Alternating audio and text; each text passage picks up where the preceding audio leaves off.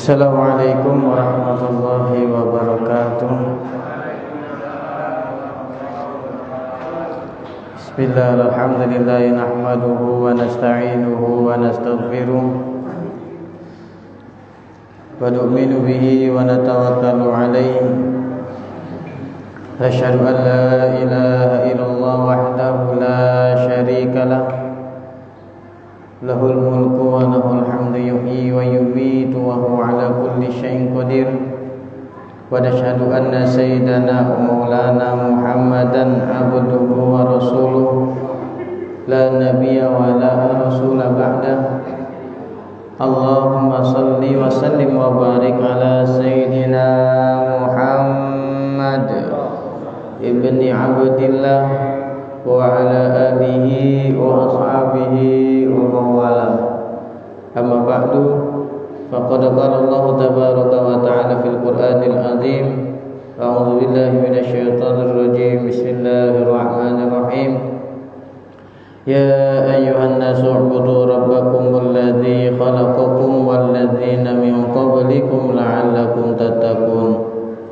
Wa qala nabiyuna Muhammadun sallallahu alaihi wasallam, kullu ummati yadkhuluna al-jannata illa man aba. Qila wa man ya'ba ya Rasulullah? Qala man ata'ani dakhala al-jannah wa man 'asani faqad aba. Shadaqallahul azim wa shadaqa rasuluhul karim wa nahnu ala dzalika minasyahidin wa syakirin walhamdulillahi rabbil alamin. Hadirin sidang salat maghrib rahimakumullah, yang sama-sama mengharapkan ridhonya Allah Subhanahu wa taala. Lagi dan lagi mari sama-sama kita bersyukur kepada Allah atas segala limpahan nikmat, karunia, taufik dan hidayah serta inayah,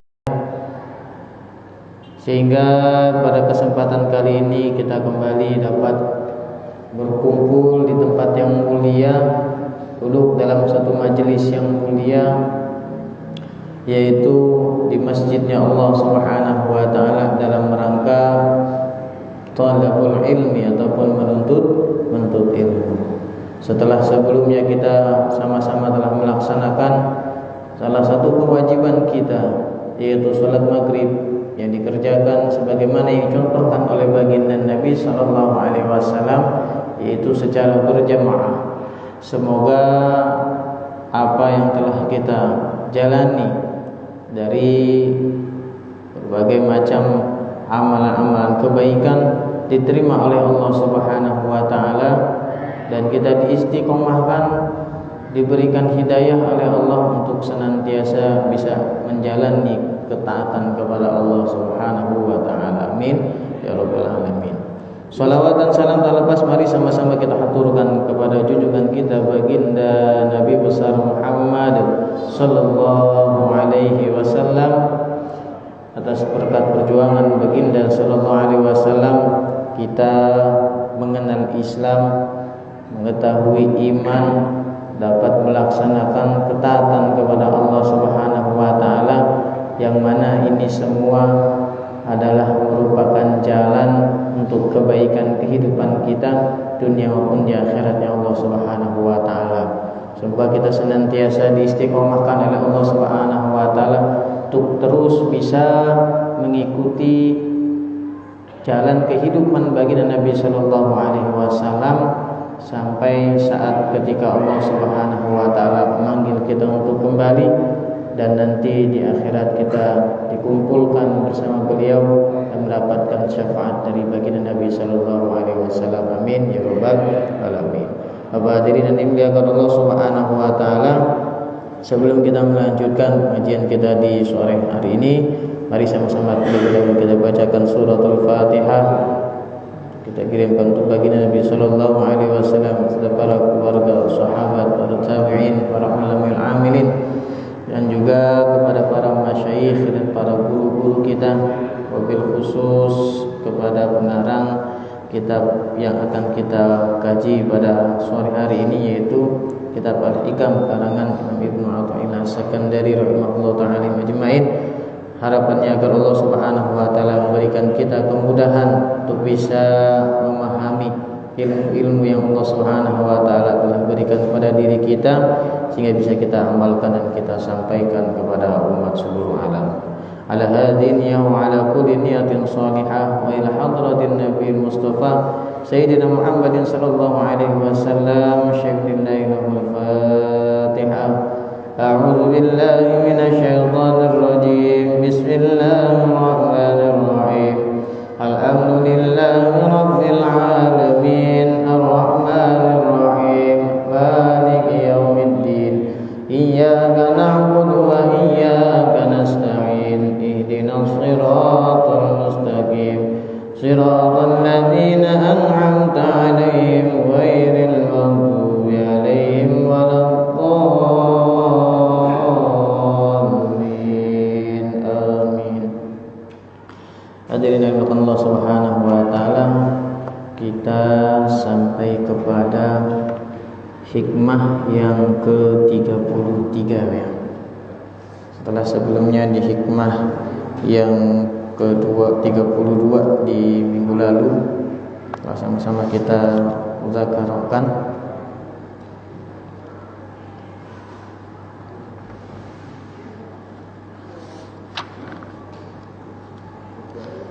di mana hikmah ke-32 minggu lalu menerangkan kepada kita apa yang hendaknya kita lakukan sebagai seorang yang sedang menuju kepada Allah, apa yang penting untuk kita lakukan. Jadi kemana fokus perhatian kita sebagai seorang salik. Ternyata Imam Ibnu Athaillah Sakandari beliau menuturkan hendaknya sebagai seorang yang sedang berjalan menuju Allah Subhanahu wa taala, kita lebih memperhatikan kepada aib-aib yang tersimpan dalam diri kita daripada kita berusaha untuk menyingkap takbir-takbir ghaibiyah yang sama-sama kita juga belum mengetahui hal tersebut. Jadi lebih penting kita ini mengetahui menyingkap apa aib-aib ataupun celah-celah apa yang terdapat dalam diri kita, dibandingkan kita fokus untuk bagaimana bisa menyingkap takbir ghaibiyah sehingga kita bisa mengetahui hal-hal yang gaib, ya kan, bisa melihat perkara-perkara yang gaib. Nah, jadi dibandingkan kita menghabiskan waktu untuk hal tersebut, Imam Athaillah lebih baik kita menghabiskan waktu kita untuk melihat apa aib-aib yang ada dalam diri kita yang tersembunyi, yang kita sendiri masih istilahnya masih berkecimpung dalam aib tersebut, masih belepotan dengan aib tersebut. Hadirin Allah Subhanahu wa taala, hikmah yang selanjutnya, hikmah yang berikutnya ini sebenarnya masih ada hubungannya dengan hikmah yang ke-32. Ya kan, khususnya nanti hikmah lanjutan di hikmah ke-34-nya. Baik, kita bacakan terlebih dahulu hikmah yang ke-33. Bismillahirrahmanirrahim. Qala al-muallif rahimahullahu ta'ala ajma'in wa nafa'ana bihi wa bi'ulumihi fid dharain. Amin amin ya rabbal alamin.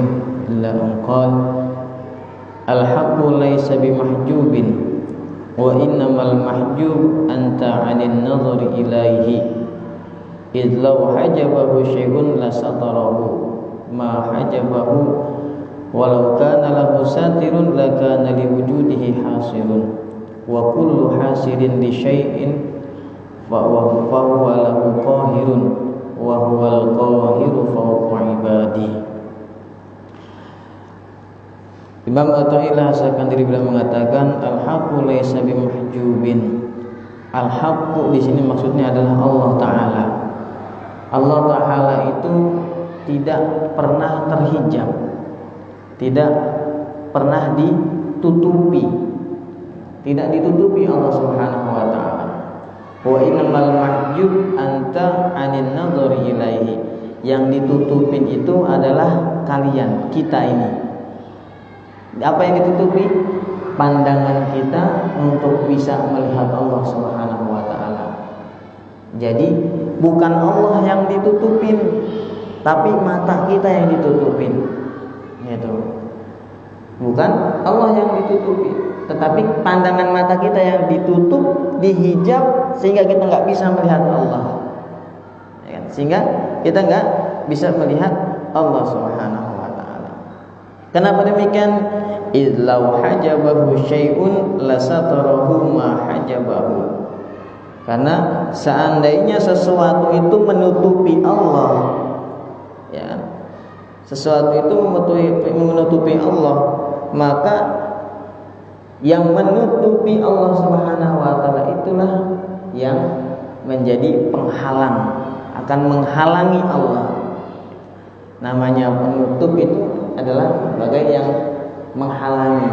Jadi kalau Allah ini, bahasanya Allah ini ditutup, ya kan, terhijab, mahjub, maka berarti Allah itu dihalangi, ya kan, dihalangi oleh sesuatu sehingga dia tidak bisa terlihat oleh siapapun. Walau kana lahu satirun lakana liwujudihi hasirun. Seandainya Allah Subhanahu wa Ta'ala itu punya penutup, ya kan, seandainya Allah Subhanahu wa Ta'ala itu punya penutup yang bisa menutupi dirinya agar tidak bisa terlihat oleh siapapun, berarti apa? Lakana liwujudihi hasirun. Berarti wujudnya Allah Subhanahu wa Ta'ala itu adalah dibatasi, ya kan? Dibatasi wujudnya Allah. Dan ini adalah satu hal yang mustahil. Wa kullu hasidin li syai'in fa huwa lahu qahirun. Dan segala sesuatu yang memiliki pembatas atau berada dalam batasan sesuatu, maka dia dikuasai oleh yang membatasinya. Dia dikuasai oleh yang membatasinya. Ya. Karena dia nggak bisa melakukan sesuatu sekehendak hatinya karena sedang ada dibatasi. Orang kayak di penjara, Pak. Orang di penjara, dia dibatasi, ditutup, disatir. Maka orang yang dalam penjara ini nggak punya kuasa sama penjara itu. Dia nggak ada kekuasaan dengan penjara itu. Kapan penjara itu dibukakan baru dia bisa keluar. Kalau masih ditutup berarti dia terbatasi geraknya. Geraknya terbatasi dan apapun juga terbatasi. Ya, dikuasai oleh dikuasai oleh yang membatasi tersebut. Kaifa wa huwal qahiru fawqa ibadi. Bagaimana hal itu bisa terjadi terhadap Allah, sedangkan Allah itu dalam firman-Nya wa huwal qahiru fawqa ibadi. Justru Allah yang maha menguasai di atas hamba-hambanya. Jadi kalau bahasanya Allah itu mahjub, terhijab, ditutupi, salah. Yang benar apa? Yang benar kita yang mahjub, Pak. Kita yang ditutupi. Bagaimana mungkin sesuatu yang besar ini bisa ditutupi oleh yang kecil? Ya. Allah kan maha besar. Allahu Akbar. Allah maha besar. Berarti selain Allah ini kecil. Gimana mungkin sesuatu yang kecil itu bisa menutupi yang besar? Gimana mungkin sesuatu yang kecil itu bisa menutupi yang besar? Yang bisa adalah sesuatu yang kecil itu dipakai untuk menutupi pandangan mata orang yang melihat hal yang besar. Kayak kita punya koin, Pak. Koinnya kecil. Kalau koin ini ditaruh di jam untuk nutupin jam, itu nggak bisa ketutup jamnya, Pak. Jamnya nggak bisa ketutup. Caranya gimana? Koinnya tempelin ke mata kita. Koinnya ditempelin ke mata kita, jangankan jam yang segede gitu, ya, yang lebih besar daripada jam pun akan nggak kelihatan. Itu maksudnya. Allah ini maha besar, sedangkan makhluk ini kecil, ya kan? Selain Allah ini kecil, mana mungkin Allah yang maha besar ini bisa tertutup dengan perkara yang kecil? Yang mungkin itu apa? Yang mungkin itu adalah perkara yang kecil dunia ataupun makhluk itu yang menghijab kepada pandangan mata kita. Itu. Jadi kita ini kenapa belum bisa sampai kepada melihat Allah Subhanahu wa taala? Ya kan? Kata Imam Nawawi, hijabul insan minallah ini ada dua. Hijabnya manusia terhadap Allah Subhanahu wa taala ini ada dua. Yang pertama adalah hijabul basar. Hijabnya basar mata, pandangan mata. Kita memang enggak akan pernah bisa melihat Allah Subhanahu wa taala dengan pandangan mata kita. Ini adalah merupakan satu aib ataupun satu kekurangan dari kita manusia yang kekurangan ini memang dari zatiah manusia itu sendiri, asal penciptaan manusia. Khuliqal insanu dha'ifa, artinya manusia ini diciptakan dalam keadaan lemah, terbatas kemampuannya. Jangankan pandangan mata kita ini untuk melihat Allah, zat yang maha agung, yang besar, ya kan? Kita untuk melihat apa yang ada di balik tembok, ya kan, di balik mimbar ada apa, kita nggak bisa lihat. Terbatas, pandangan mata kita terbatas. Apalagi ini untuk melihat Allah Subhanahu wa taala. Imam Nawawi, jadi ini aib ini tidak akan bisa hilang. Artinya manusia tidak akan bisa menjadi makhluk yang yang super, ya kan? Tidak super untuk melihat Allah Subhanahu wa taala secara pandangan mata, zahir, basar. Ya kan? Secara pandangan basar. Kapan aib ini akan hilang? Aib ini akan hilang nanti kalau sudah sampai di akhirat. Kalau sudah sampai di akhirat nanti baru aib ini akan hilang, hijab ini akan terbuka. Kita baru bisa melihat di sana perkara-perkara yang gaib.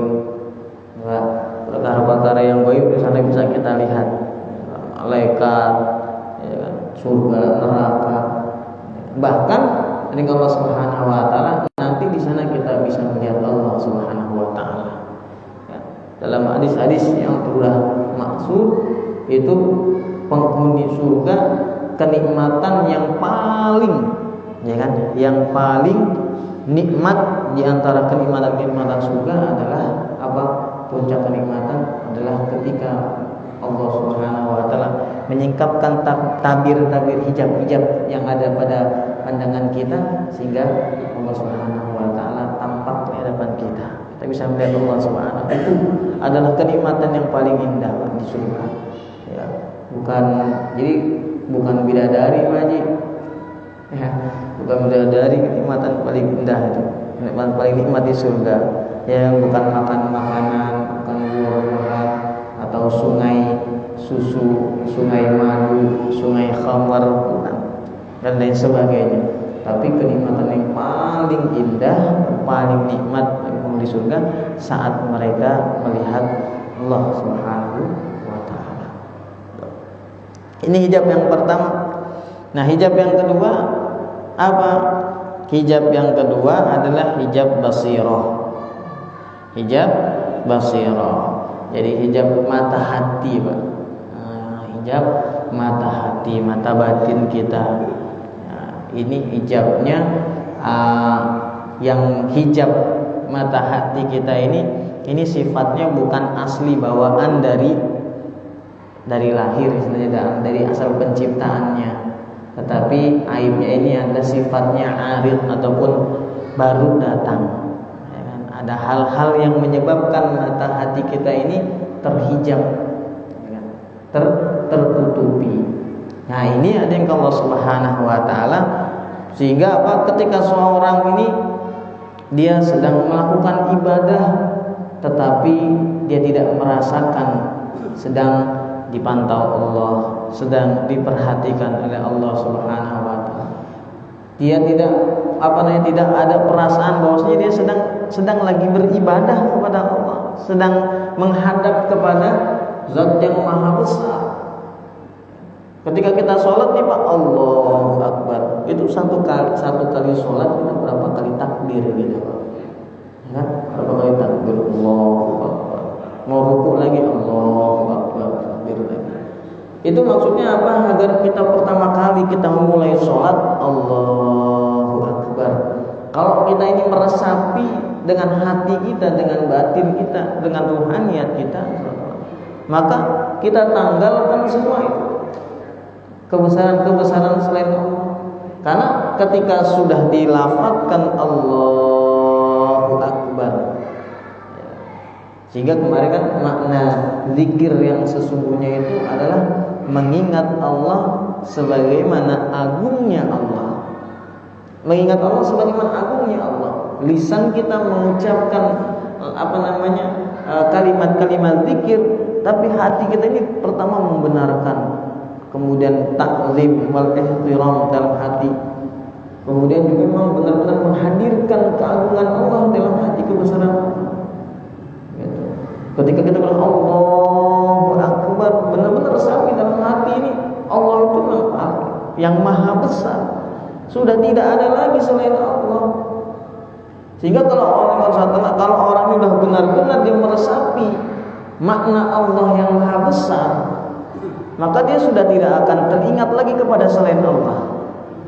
Tidak akan teringat lagi kepada selain Allah. Namun kenyataannya hari ini kan kita nggak seperti itu. Ya kan?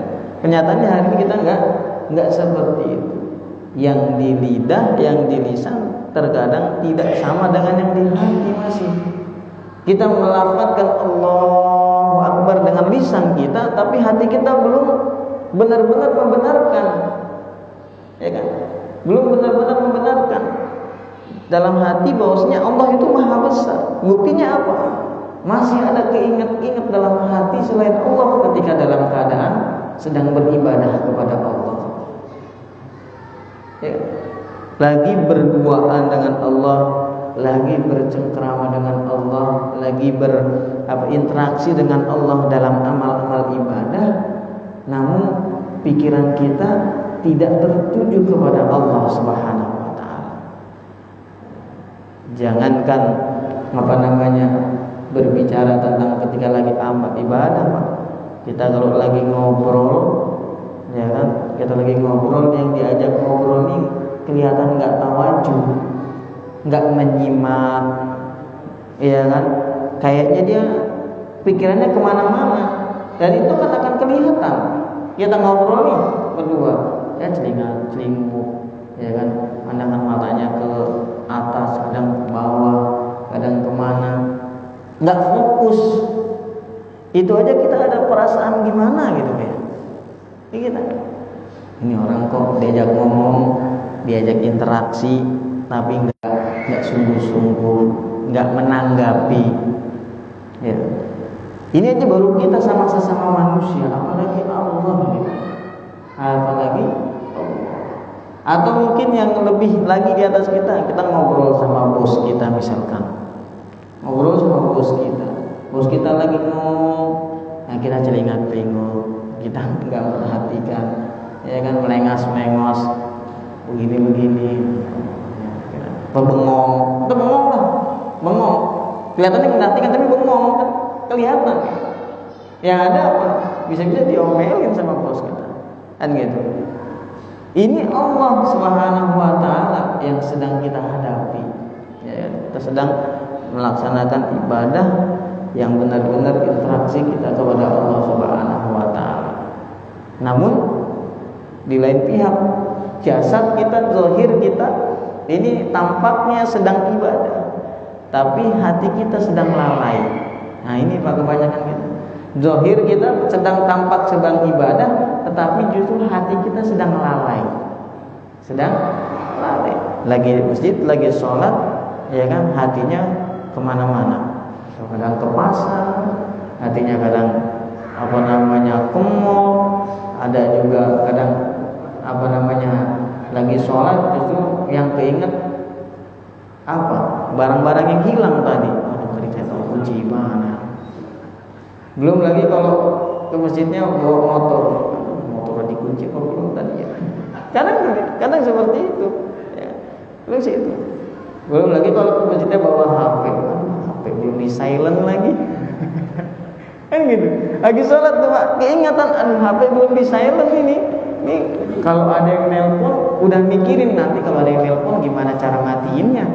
Padahal lagi sholat Pak, mikir matiin handphone. Padahal handphonenya belum tentu nyala, belum tentu bunyi.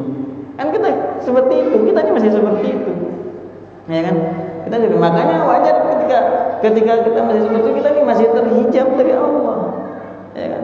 Kita masih terhijab dari Allah Subhanahu Wa Taala karena masih banyak kelemahan kita, ya kan? Masih banyak kelemahan kita.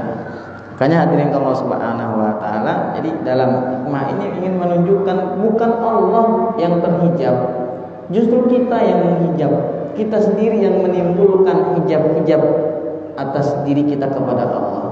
Itu tadi hijab basir tadi. Kalau hijab basir memang kita ini nggak bisa karena udah memang dari asal kejadiannya kita ini terbatas, lemah, ya kan? Nah kalau hijab basir ini mata hati kita, ya kalau kita merasakan dengan dengan perasaan dalam hati iman kita dalam menyambut seruan Allah Subhanahu Wa Taala ini terkadang masih menimbulkan hijab-hijab dalam diri kita kepada Allah Subhanahu Wa Taala. Nah, kata Imam Nawawi, kalau hijab-hijab ini, aib-aib ini yang tadi itu bisa hilang, ya kan? Bisa kita bersihkan, bisa kita hilang, maka kita bisa melihat Allah Subhanahu Wa Taala dengan hati kita. Tapi bukan dibayangkan melihat sebagaimana itu Pak ya, sebagaimana zatnya Allah Subhanahu Wa Taala, tidak. Tapi maksudnya dalam arti benar-benar mengenal Allah Subhanahu Wa Taala dalam segala sifat dan zatnya, dan dalam keagungan yang Allah Subhanahu Wa Taala miliki. Artinya kita benar-benar nggak usah repot-repot jauh-jauh kita terlalu dalam untuk seperti halnya kita melihat Allah, sampai melihat Allah. Kita merasa saja kita ini diawasi Allah ketika ibadah itu Pak. Merasa diawasi sama Allah Subhanahu Wa Taala dalam ibadah itu, masya Allah, subhanallah. Tapi perasaan itu benar-benar muncul dari sanubari, dari hati. Itu akan benar-benar menjadikan amal ibadah kita itu berbobot, istilahnya, berkualitas. Amal ibadah kita berkualitas. Jadi ketika dalam beramal ini benar-benar merasa diperhatikan Allah. Otomatis kalau kita ini merasa diperhatikan Allah, kita akan buat amal itu dengan cara yang paling baik. Otomatis itu Pak. Otomatis. Seperti yang kemarin kita sampaikan, kalau misalkan kita ini sholat atau sedang melakukan ibadah, ada orang-orang yang kita senang kalau dia memperhatikan kita, entah atasan kita, ya kan, entah tetangga kita, entah kawan kita. Senang kita kalau dia memperhatikan kita, terutama ketika lagi ibadah. Maka ketika kita tahu kita mau ibadah, ada mereka itu, ada orang-orang itu, orang-orang spesial, orang-orang khusus, atau bahkan mungkin teman-teman kita sendiri. Kita ini ingin menunjukkan bahwasanya ibadah kita ini adalah ibadah yang terbaik. Kita sholat terbaik, walaupun itu sebenarnya salah, gitu. Merasa ingin diperhatikan oleh orang dalam ibadahnya kan salah. Nah, apalagi ketika kita ini merasa diperhatikan sama Allah, diawasi sama Allah. Nah, ini mana esensi daripada ihsan yang sesungguhnya. Anta'budallaha ka'annaka tarahu fa illam takun tarahu fa innahu yarak. Engkau beribadah seolah-olah engkau ini melihat Allah. Ya, kalau engkau ini melihat Allah. Kalau memang belum bisa seperti itu, ada perasaan seolah-olah dia melihat Allah, maka fa illam takun tarahu fa innahu yarak. Kalau nggak bisa seperti itu, fa innahu yarak, yakinlah bahwasanya Allah Subhanahu Wa Taala melihat engkau, memperhatikan engkau, mengawasi engkau dalam ibadah itu. Nah, ini akan sudah menjadi cukup sebagai motivasi seorang hamba, ya kan, dalam beribadah. Motivasinya ini sholat ibadahnya karena Allah, kemudian dalam ibadahnya merasa dilihat Allah, ini akan cukup, Pak. Sehingga dia sudah amalannya sudah zahir batinnya dia akan perbaiki. Zahir batinnya dia akan perbaiki. Nah, hadirin Allah Subhanahu wa taala, itulah tadi. Jadi bukan Allah yang terhijab, karena mustahil Allah ini terhijab. Itu justru malah akan menunjukkan bahwasanya Allah Subhanahu wa taala ini dikuasai oleh yang membatasinya ataupun yang menutupinya. Makanya hadirin Allah Subhanahu wa taala, jadi sambungannya daripada hikmah yang ke-33 ini yaitu adalah cara bagaimana agar kita ini bisa melepaskan hijab kita dari Allah Subhanahu wa taala. Itu masuk kepada hikmah yang ke-34. Apa sih yang menyebabkan kadang-kadang kita ini masih terhijab dari Allah Subhanahu wa taala? Yaitu dia mengatakan ukhruj min awsafi basyariyatika an kulli wasfin munafin li'ubudiyatika litakuna linida'il haqqi mujiban wa min hadaratihi qariban. Keluarlah kamu dari sifat-sifat basyariyah, dari sifat-sifat kemanusiaan, ya kan? Angkul liwasfin munafin ubudiyatika, dari setiap sifat-sifat basyariyah yang akan menafikan ataupun menolak adanya sifat ubudiyah, sifat seorang hamba. Jadi ada sifat basyariyah, sifat sebagai seorang manusia, ada juga sifat seorang hamba. Ya. Litakuna linida'il haqqi mujiban, agar engkau sanggup untuk menyambut panggilan Allah, dan juga agar engkau mudah untuk dekat kepada Allah. Jadi ini Pak, kalau kita ini pengen bisa menyambut seruan Allah dan jadi dekat kepada Allah, caranya ternyata adalah kita harus mengeluarkan sifat-sifat yang sifatnya basyariyah, sifatnya manusiawi, tetapi ada sifat-sifat manusiawi yang justru malah menafikan ataupun menghilangkan sifat sebagai hamba. Karena kita kan manusia dan juga seorang hamba, kan kita manusia di hadapan sesama dan hamba di hadapan Allah Subhanahu wa taala. Nah, kalau kita nih bicara tentang kedudukan kita di hadapan Allah, maka kita berbicara tentang seorang hamba di hadapan Tuhannya, ya kan? Di hadapan Tuhannya. Maka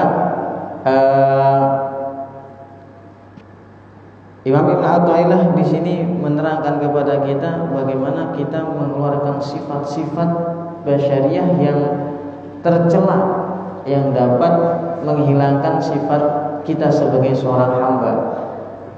Apa saja Allah Subhanahu wa taala? Ada beberapa sifat. Kalau Imam Ibnu Ajibah dalam kitabnya Iqazul Himam fi Syarhil Hikam, beliau menuturkan ada 3 sifat. Ya, ada tiga sifat ataupun 3 akhlak. Ya, sama juga dengan sini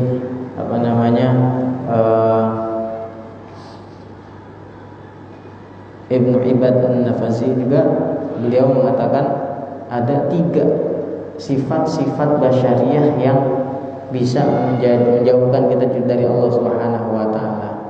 Yang pertama adalah ada yang namanya sifat ataupun akhlak bahamiyah. Sifat bahamiyah. Sifat bahamiyah ini adalah sifat-sifat hewaniah. Sifat-sifat hewaniah. Nah, sifat-sifat hewaniah secara keseluruhan itu apa? Hewan itu punya sifat secara keseluruhan mereka ini hanya untuk menuntaskan ataupun menunaikan syahwatul batni wal farji. Jadi hanya yang dipikirkan adalah bagaimana menuruti syahwat perut dan yang di bawah perut. Syahwat perut dan yang di bawah perut, dan apa-apa yang berhubungan dengan hal tersebut. Jadi namanya hewan itu paling pikirannya makan, kawin gitu. Makan, kawin. Nah, kalau manusia, ya kan, manusia kan juga makan, kawin juga sama. Tetapi sifat-sifat basyariyah, sifat-sifat manusia ini lebih mendominasi kepada seorang manusia, sehingga menafikan, menghilangkan sifatnya sebagai seorang hamba. Ini yang tidak dibenarkan. Yang tidak dibenarkan. Sehingga apa? Dia seperti halnya hewan. Yang dipikirannya adalah bagaimana syahwat perut dan yang di bawah perut ini tertunaikan. Makanya hal-hal yang berhubungan untuk bisa tuntas ataupun tersalurkannya syahwat perut dan yang di bawah perut, ini dia juga inginkan. Perut, makan. Maka hal-hal yang berhubungan dengan makan ini, supaya bisa makan ini, Pak, nanti ada hal yang dimakan, makanan, ya kan. Kemudian makanan ini kan nggak ujuk-ujuk datang klik gitu ada di depan kita. Ada prosesnya, ya kan? Ada prosesnya. Apa yang untuk bisa memberikan makanan? Yang paling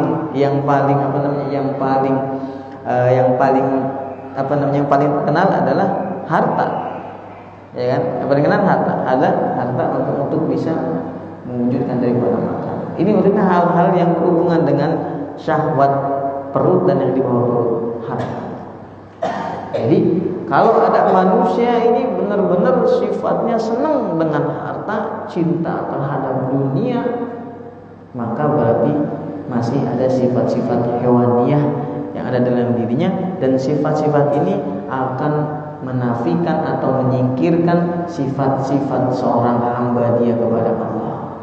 Makanya orang yang cinta dunia ini, Pak, cinta dunia, orang yang cinta dunia benar-benar cinta terhadap dunia, senang banget sama dunia. Ya, kemarin kan kita sudah sedikit bahas mengenai masalah cinta dunia.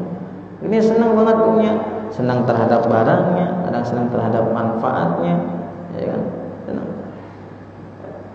Sehingga apa dengan Allah Subhanahu wa taala, dia akan lebih mementingkan hal-hal yang berhubungan untuk mendapatkan dunia daripada menuntaskan tugas dia sebagai seorang hamba. Sebagai seorang hamba. Makanya enggak jarang ataupun enggak sedikit ketika orang ini datang panggilan Allah, waktunya beribadah, tapi dia masih sibuk dengan keduniaannya. Gitu.